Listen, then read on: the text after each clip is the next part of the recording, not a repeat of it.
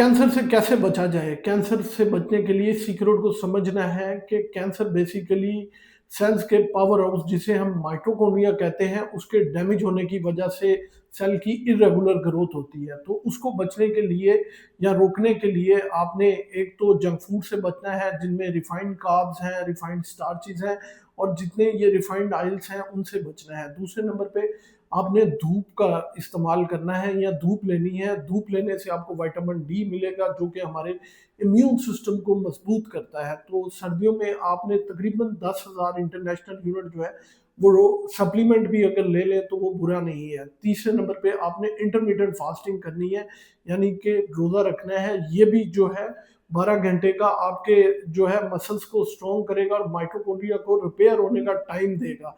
चौथे नंबर पे आपने वर्जिश करनी है, ये भी आपके माइटोकॉन्ड्रिया को जो है रिपेयर करता है। और आखिर में आपने 8 घंटे की या 9 घंटे की नींद लेनी है, स्ट्रेस से दूर लेना है, काम ज़्यादा करना है और टॉक्सिक पर्सनैलिटी से बचना है।